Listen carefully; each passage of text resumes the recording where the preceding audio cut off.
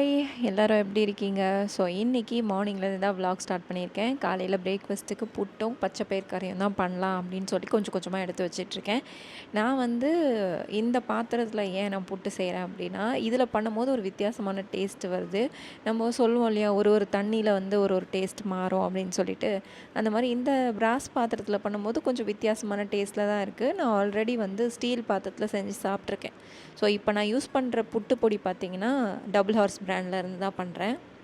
கொஞ்சமாக உப்பு சேர்த்துட்டு எந்த அளவில் நம்ம புட்டு எடுத்தோமோ அதே அளவு தண்ணி சேர்த்து நல்லா மிக்ஸ் பண்ணி மூடி வச்சுருங்க. ஒரு 10 மினிட்ஸ்க்கு அப்புறம் பார்த்திங்கன்னா நல்லா உதிர்ந்து வரும். ஸோ ஈஸியாக இருக்கும். நான் வந்து நல்லா மிக்ஸ் பண்ணுவேன். நல்லா மிக்ஸ் பண்ணிவிட்டு அதுக்கப்புறம் மூடி போட்டு அப்படியே விட்டுடுவேன்.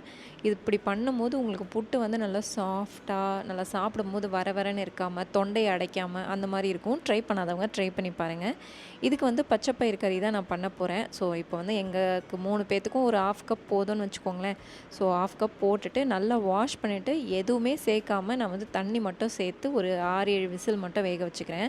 இப்போ நான் 6-7 விசில் வேக விட்டு எடுத்து பார்த்தேன். அது பார்த்திங்கன்னா அவ்வளோவா வேகலை. ஸோ அதனால் 8 விசிலாகவே வச்சு எடுத்துக்கிட்டேன். சில பருப்புங்க வந்து சீக்கிரமாக வெந்துடும், சில பருப்புங்க பார்த்திங்கன்னா வேகாது. ஸோ இது வந்து கொஞ்சம் வேகலை, டிமார்ட்டில் வாங்கினது தான். ஸோ ஒரு 8 விசில் ஆச்சு அது வேகிறதுக்கு. அதுக்குள்ளே பாத்திரத்தெல்லாம் எடுத்து வச்சிடலான்னு சொல்லிட்டு கடகடன்னு பாத்திரத்தை தான் எடுத்து வச்சுருக்கேன். ஸோ யூஸ்வலாக நைட்டில் தான் சாமான்லாம் வந்து நல்லா க்ளீன் பண்ணி வைப்பேன். இப்போ பார்த்திங்கன்னா இந்த தண்ணி ரொம்ப சில்லுன்னு வர்றதுனால ஈவினிங்கில் தேய்ச்சி வைக்கும்போது காலையில் எழுந்தும்போது தொண்டெல்லாம் வந்து கரகரன்னு ஒரு மாதிரி சளி பிடிச்ச மாதிரி ஒரு ஃபீலிங்காக இருக்குது. அதனால் இப்போது காலையில் பாத்திரம் விழுது அப்படின்னா உடனே தேய்ச்சி வச்சிடுறேன். இல்லை மத்தியானம் விழுது அப்படின்னா ஈவினிங் பக்கமே போகிறதில்ல. ஸோ மார்னிங்கே எல்லாத்தையும் ஃபினிஷ் பண்ணி வச்சிடுறேன். சாமானும் பார்த்திங்கன்னா நிறைய விழுந்துருது இப்போல்லாம். கொஞ்சம் நஞ்சம்லாம் கிடையாது, நிறைய. ஸோ அதை வந்து எப்படி அதை டேக்கிள் பண்ணுறதுன்னு தெரில. மிஷின்லாம் இப்போ வாங்குகிற ஐடியாவில் சுத்தமாக கிடையாது. ஸோ முடிஞ்ச வரைக்கும் கையில் வந்து கொஞ்சம் கொஞ்சமாக தேய்ச்சி வச்சிடலாம் அப்படின்ற பிளான் தான். இதுக்கு வந்து பச்சை பயிறு கறிக்கு வந்து மசாலா தான் பண்ணுறேன். கொஞ்சமாக வந்து தேங்காய் பீசஸ் போட்டுட்டு இதில் பார்த்திங்கன்னா பச்சை மிளகாலாம் போடணும். ஃபஸ்ட்டு கொஞ்சமாக நான் வந்து ஏன் அரைச்சி வைக்கிறேன்னா, புட்டுக்கு சேர்க்கணும் இல்லையா, அந்த புட்டுக்கு மட்டும் மேலே சேர்க்குறதுக்காக அரைச்சி தனியாக வச்சுக்கிட்டேன். எப்போவுமே தேங்காவை துருவி போட்டால் நல்லா டேஸ்ட் இருக்கும். பட் எனக்கு துருவுறதுல என்கிட்ட இல்லை. அதனால் வந்து போட்டு அரைச்சி எடுத்துக்கிட்டேன். இது பார்த்திங்கன்னா புட்டு எவ்வளோ சாஃப்டாக நல்லா மிருதுவாக வந்திருக்குன்னு நீங்களும் ட்ரை பண்ணி பாருங்கள். புட்டே பிடிக்காதவங்க கூட இந்த மாதிரி செஞ்சு கொடுத்திங்கன்னா நல்லாவே சாப்பிடுவாங்க. ஸோ நல்லா சாஃப்டாகவே இருக்கும். நல்லா இந்த மாதிரி உதிர்த்ததுக்கு அப்புறமும் ஒரு 5 மினிட்ஸ் அப்படியே விட்டுருங்க. இப்போ அந்த குழலில் வந்து ஆல்ரெடி தேங்காய் ஃபில் பண்ணிட்டேன். நான் கொஞ்சம் ஸ்பூனில் தான் எடுத்து போடுறேன். பாதி பாதியாக ஒரு 2 தடவை வர மாதிரி போட்டுடுவேன். அதுக்கப்புறம் திரும்பவும் தேங்காய் ஃபில் பண்ணிட்டு திரும்பவும் வந்து மேலே லாஸ்ட்டாக முடிக்கும் போதும் தேங்காய் வச்சு முடிச்சிடுவேன். ஒரு 3 to 5 மினிட்ஸில் வந்து புட்டு வெந்துடும். ஸோ செம்ம சிம்பிளாக பண்ணிடலாம். இப்போ வந்து அந்த பச்சை பயிறு கறிக்கு நான் பச்சை பயிறு ஒரு 6 விசில்ஸ் விட்டு எடுத்தேன்னு சொன்னேன் இல்லையா, இது பாருங்கள் அவ்வளோவா வேகவே இல்லை. ஒரு மாதிரி கொஞ்சம் பருப்பாகவே தான் வெந்திருந்தது. ஆனால் நான் நினச்ச அளவுக்கு வந்து அது வேகலை. ஸோ அதனால் என்ன பண்ண போகிறேன்னா, இன்னும் எக்ஸ்ட்ரா 2 விசில் விட போகிறேன். இந்த மாதிரி நல்லா வேக வச்சு உங்களுக்கு செய்யும்போது புட்டு கூட சாப்பிடும்போது உங்களுக்கு நல்லா ப்ரோட்டீனாக செம்ம டேஸ்ட்டாக இருக்கும் உங்களுக்கு.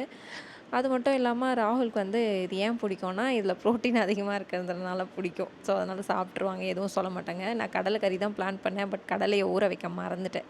ஸோ அதனால தான் பச்சை பயிறு கறி. கடலைக்கறி வந்து செம்ம டேஸ்ட்டாக இருக்கும். சப்பாத்திக்கும் சூப்பராக இருக்கும், புட்டுக்குமே ரொம்ப சூப்பராக இருக்கும். ஃபஸ்ட்டு நான் இந்த காம்பினேஷன் ட்ரை பண்ணும்போது எனக்கு வந்து ஐயோ இது என்ன காம்பினேஷன், இதெல்லாம் சாப்பிட்ணுமா அப்படி இருந்துச்சு. ஏன்னா எங்கள் வீட்டில் இந்த மாதிரி காம்பினேஷனே செய்ய மாட்டாங்க. மாமியார் வீட்டுக்கு வந்ததுக்கப்புறம் இந்த காம்பினேஷன்லாம் புதுசாக இருந்தது. அப்புறம் என்ன பண்ணுறது, இதை தான் செய்வாங்க அப்படின்னா நம்ம சாப்பிட்டு தானே ஆகணும்.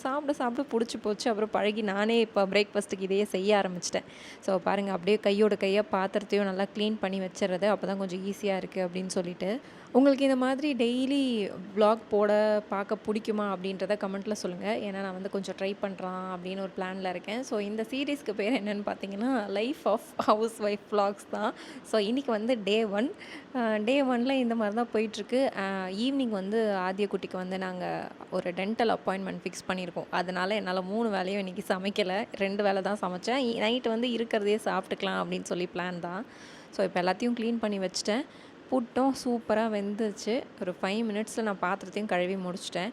அதுக்கப்புறம் புட்டை தனியாக எடுத்து என்கிட்ட வந்து அந்த பாத்திரம் இல்ல. அத மாமியார் வீட்ல வச்சுட்டு வந்துட்டேன். எப்போ போனாலும் அத எப்படி தான் மறக்கிறேனோ தெரியல. அதனால தான் இப்போ இந்த பாத்திரத்தில மூடி வைக்கிறேன். இது பார்த்தீங்கன்னா, நெஸ்டேஷியாலேருந்து வந்தது. ஸோ நல்லாவே இருக்குது சூப்பரா பார்க்கறதுக்கும். இது பார்த்தீங்கன்னா, கொரியன்லாம் டிஷ்லாம் செய்வாங்கல்ல, அது ப்ரிப்பேர் பண்ணலாம். அழகா இருக்கும் அத செஞ்சா கூட. ஸோ இந்த அளவுக்கு இந்த பருப்பு வேகணும். அப்போ தான் நல்லாயிருக்கும்.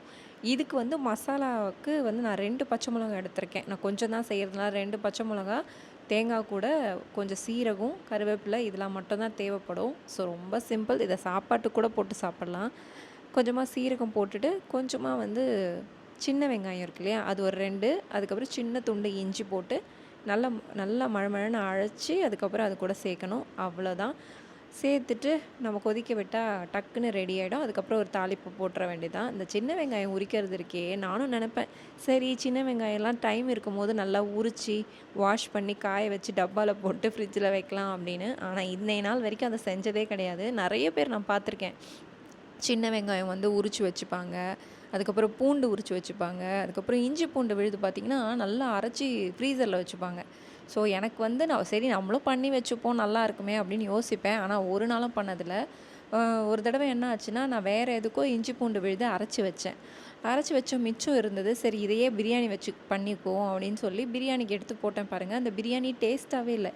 இதுவே நம்ம வந்து ஃப்ரெஷ்ஷாக இஞ்சி பூண்டு அரைச்சி அதை வந்து பிரியாணி செய்யும்போது பயங்கர டேஸ்ட்டாக இருக்கும். நிறைய டிஃப்ரென்ஸ் இருக்குது ரெண்டுத்துக்கும். அதனாலேயே என்னமோ தெரியல, நான் இஞ்சி பூண்டுலாம் அரைச்சே வச்சுக்கிறது இல்லை, ஃப்ரெஷ்ஷாக தான் அரைப்பேன். ஸோ இப்போ வந்து பச்சைப்பயிறுக்காக தாளிப்பு தான் எடுத்திருக்கேன். ஜஸ்ட் சிம்பிள் தான். தேங்காய் எண்ணெயில் கொஞ்சமாக வந்து கடுகு, காஞ்ச மிளகா, கருவேப்பிலை தாளித்து ஒரு 2 நிமிஷம் சிம்மில் வச்சு கொதிக்க விட்டுட்டிங்கன்னா சூப்பராக ரெடி ஆகிடும். புட்டுக்கு வந்து கட்டன் இல்லாமல் எப்படி, கட்டன்னா கட்டன் சாயா இல்லாமல் எப்படி, அதனால கட்டன் தான் போடுறேன். இது வந்து ரொம்ப சிம்பிளாக பண்ணலாம். எப்படின்னா தண்ணி நல்லா கொஞ்சம் சூடானதுக்கப்புறம் சர்க்கரை போட்டுடணும். சர்க்கரை போட்டு ஒரு கொதி வந்ததுக்கப்புறம் டீ தூள் கொஞ்சமாக போட்டு நல்லா கொதிச்சதுக்கப்புறம் நல்லா ஆஃப் பண்ணிவிடுங்க. ஆஃப் பண்ணிவிட்டு டீ தூள்லாம் கீழே இறங்கிடுமா, அதுக்கப்புறம் மேலே இருக்கிறத மட்டும் ஊற்றி குடிப்போம். அதுதான் வந்து கட்டன் சாயா. ராகுலுக்கு வந்து ஒரு டீ டோட்டலர். ஆனால் இந்த கட்டன் மட்டும் எப்படியோ குடிச்சிருவாங்க, ஏன்னு தெரியாது. புட்டுக்கும் அதுக்கும் செம்ம டேஸ்ட்டாக இருக்கும். நான் ஃபஸ்ட்டு ட்ரை பண்ணும்போது எனக்கு வந்து அவ்வளோவா இன்ட்ரெஸ்ட் இல்லை. பட் சாப்பிட சாப்பிட வந்து நானே இப்போலாம் வந்து அந்த மாதிரி டிஷ்ஷஸ் தான் பண்ண ஆரம்பிச்சிருக்கேன். ஸோ அதே மாதிரி இடியாப்பமும் வந்து பார்த்திங்கன்னா டிஃப்ரெண்ட்டாக பண்ணி கொடுக்கணுன்னு ஆசைப்படுவேன். உள்ளே வந்து ஸ்டஃபிங்லாம் வச்சு ஒரு நாள் பண்ணேன். ஆனால் உங்களுக்கு வீடியோ எடுக்காமல் விட்டுட்டேன். ஸோ இன்னொரு நாள் உங்களுக்கு கண்டிப்பாக வந்து அந்த டிஷ்ஷும் பண்ணி போடுறேன். இன்னொரு சிம்பிளான ஒரு டிஷ்ஷும் இருக்குது. நம்மளாம் மட்டன் கறி செஞ்சுட்டு நம்ம ப்ரெட் இருக்கு இல்லையா, அதை நல்லா ஸ்டீம் பண்ணி சூப்பராக வந்து அது 2 காம்பினேஷனும் இருக்குது. அதுவும் ராகுல் கேட்டாங்க பண்ணி கொடு அப்படின்னு சொல்லி. இன்னொரு நாள் நான் அதை பண்ணும்போது கண்டிப்பாக உங்களுக்கு வந்து வீடியோவாக ஷேர் பண்ணுறேன். ஸோ காலையில் பிரேக்ஃபாஸ்ட் வந்து 3 பேரும் சாப்பிட்டு முடித்தோம். ஸோ இன்னும் வந்து டைனிங் டேபிள்லாம் வாங்கலை. வாங்கும்போது உங்களுக்கு கண்டிப்பாக டைனிங் டேபிளில் உட்கார வச்சு சாப்பிட்லாம். ஆனால் கீழே உட்காந்து சாப்பிட்றது வந்து நல்லா தான் இருக்குது. கீழே தான் உட்காந்து சாப்பிட்ணும், அதுவும் பெஸ்ட்டும் கூட. சாப்பிட்டு முடித்த கையோடு என்ன பண்ணிட்டேன்னா, லஞ்சும் ப்ரிப்பேர் பண்ணிடலாம், அப்போ நமக்கு நிறைய டைம் இருக்கலன்னு சொல்லிட்டு இன்றைக்கி வந்து மஷ்ரூம் போட்டு பிரியாணி தான் பண்ணுறேன். ரொம்ப சிம்பிளாக டக்கு டக்குன்னு முடிச்சிடும், ஒரே குக்கரில் பண்ணி முடிச்சிடலாம். ஸோ இதுக்கு வந்து கடலெண்ணெயில் தான் நான் செய்வேன். கடலெண்ணெய் கொஞ்சமாக நெய் ஊற்றிட்டு வெங்காயம் போட்டு நல்லா பொரிஞ்சதுக்கு அப்புறமா, நான் அதுக்கு முன்னாடியே வந்து பட்டை, லவங்கம், ஏலக்காய் அந்த இதெல்லாம் போட்டுட்டேன். அதுக்கப்புறம் வெங்காயம் போட்டு நல்லா பொன்னிறமாக வந்ததுக்கப்புறம் இஞ்சி பூண்டு விழுது, தக்காளி, கொத்தமல்லி, புதினா போட்டு உப்பு சேர்த்து மஞ்சத்தூள் சேர்த்து நல்லா மிக்ஸ் பண்ணிவிட்டு அதுக்கப்புறமா தேவையான அளவு தனி மிளகாய் தூள் சேர்த்துருக்கேன். தனி மிளகாய் தூள் ஒரு 1/2 டீஸ்பூன், அப்புறம் காஷ்மீர் மிளகாய் தூள் ஒரு 1/2 டீஸ்பூன் சேர்த்து அது நல்லா கொஞ்சம் வதங்கினதுக்கப்புறம் கட் பண்ணி வச்ச ஒரு பாக்ஸ் ஃபுல்லாக இருக்கிற இந்த மஷ்ரூம் சேர்த்துட்டு நல்லா மிக்ஸ் பண்ணி விட்டுடுங்க. மிக்ஸ் பண்ணும் போதே உங்களுக்கு மஷ்ரூம்லேருந்தே தண்ணி விடும் இல்லையா, அப்போ வந்து ஒரு டீஸ்பூன் அளவுக்கு தயிர் சேர்த்துக்கோங்க. தயிர் இல்லைன்னா எலுமிச்சைப்பழம் சேர்த்துக்கலாம். எலுமிச்சைப்பழம் ஜூஸ் வந்து ஒரு 1/2 டீஸ்பூன் சேர்த்துட்டு நல்லா மிக்ஸ் பண்ணி விட்டுருங்க. அதிலே கொஞ்சம் தண்ணி வரும். நான் வந்து 1 கப் பாஸ்மதி ரைஸ் எடுத்திருக்கேன். அதுக்காக 1.5 கப் தண்ணி சேர்த்துருக்கேன். ஆல்ரெடி மிக்சியில் நம்ம அரைச்சி வச்சுருப்போம் இல்லையா இஞ்சி பூண்டு விழுது, அதை வேஸ்ட் பண்ணாமல் அதே ஒட்டியிருக்கும். அதிலே நான் வந்து தண்ணியை சேர்த்து 1.5 கப் சேர்த்துட்டு நல்லா கொதிச்சதுக்கப்புறமா நான் வந்து அரிசி போட போகிறேன். அது கொதிக்கிறதுக்குள்ளே அந்த டைம்லேயே நான் வந்து இந்த ரைத்தாவை பண்ணி வச்சுட்டேன். கொதிச்சிருச்சு நல்லா. இப்போ சேர்த்துட்டு ஒரு கொதி வந்ததுக்கப்புறமா நான் வந்து மூடியை போட்டு ஒரு விசில் விட்டு ஆஃப் பண்ணிட்டேன். ஆஃப் பண்ணி எடுத்து பார்த்தா நல்லா சூப்பராக வந்து பிரியாணி ரெடி. மதியானம் லஞ்சும் ரெடி. ஸோ நாங்களும் ரெடி ஆகிட்டோம் ஆதியா குட்டியை வந்து டென்டலுக்கு கூட்டு போகிறதுக்காக. ஸோ என்ன ப்ராப்ளம்னு பார்த்தீங்கன்னா, அவனுக்கு வந்து மவுத் ப்ரீதிங் ப்ராப்ளம் இருக்குது. அதனால் என்ன ஆகுதுன்னு பார்த்தீங்கன்னா, டாக்டர் சொன்னது தான் நான் உங்களுக்கு சொல்கிறேன். ஸோ அவனால் நல்லா நிம்மதியாக தூங்க முடியாது. அடிக்கடி ஃபீவர், அடிக்கடி வந்து சளி பிடிக்கிறது இதெல்லாம் வந்துக்கிட்டே இருக்கும். அதுக்கப்புறம் கண்ணுக்கு கீழே பார்த்தீங்கன்னா நல்லா டார்க் சர்க்கிள்ஸாக வந்துகிட்டே இருக்கும். ஈவன் தோ அவன் டிவியோ ஃபோனோ பார்க்கலனா கூட கீழே டார்க்காக இருக்கும். ஏன்னா அவன் சரியாக தூங்காததுனால. அது மட்டும் இல்லாமல் அந்த டீத் கிரைண்டிங் இருக்கு இல்லையா, நைட்டில் பல்ல கடிப்பான் பாருங்கள், அப்படி கடிப்பான். ஸோ ஏன்டா இப்படி கடிச்சிட்ருக்கேன்னு எழுப்பி எழுப்பி விடுவோம். ஸோ இதெல்லாம் பார்த்தோம். ஓகே, இந்த ட்ரீட்மெண்ட் பண்ணிடலான்னு சொல்லி இன்றைக்கி அப்பாயின்மெண்ட் வாங்கி பண்ண ஆரம்பித்தாச்சு. அவன் வாய்க்குள்ள ஒரு கிளிப்பு போட்டிருப்பாங்க பாருங்கள். ஸோ அதுதான் அந்த ட்ரீட்மெண்ட். அவன் அதை போட்டதுனால அவனுக்கு என்ன ஆகும் அப்படின்னு பார்த்திங்கன்னா, இப்போ அந்த டீத் கிரைண்டிங், அதுக்கப்புறம் தூங்காமல் இருக்கிறது, இது எல்லாமே சரியாயிடும். அது இல்லாமல் நோஸில் ப்ரீத் பண்ணுவான். அந்த 2 ஃப்ரண்ட்டில் இருக்க டீத் பார்த்திங்கன்னா நல்லா ஆடிக்கிட்டு இருக்கு. அவன் எதுவுமே ஹார்டாக சாப்பிடாம சைடில் சாப்பிட்டு அந்த டீத்தை கொடுக்காம இருக்கான். அதனால் அந்த டீத்தை மட்டும் கொஞ்சம் எடுத்துடலாம். அப்போ தான் ஈஸியாக இருக்கும் நம்ம வீட்டில் வந்து அந்த உள்ளுக்குள்ளே இருக்கிற அந்த கிளிப்பை ரொட்டேட் பண்ணுறதுக்காக. அதனால் அதையும் ரிமூவ் பண்ணியாச்சு. இந்த சீரீஸ் நான் என்ன வச்சுருக்கேன்னு பார்த்தீங்கன்னா, லைஃப் ஆஃப் ஹவுஸ் ஒய்ஃப் அப்படின்னு போட்டு வைக்கலான் இருக்கேன். இந்த சீரீஸ் உங்களுக்கு பிடிச்சிருக்கு அப்படின்னா இது டே 1. இதே மாதிரி கண்டினியூ பண்ணால் கமெண்ட் பண்ணுங்கள். இன்னொரு வீடியோவில் பார்க்கலாம். பாய்.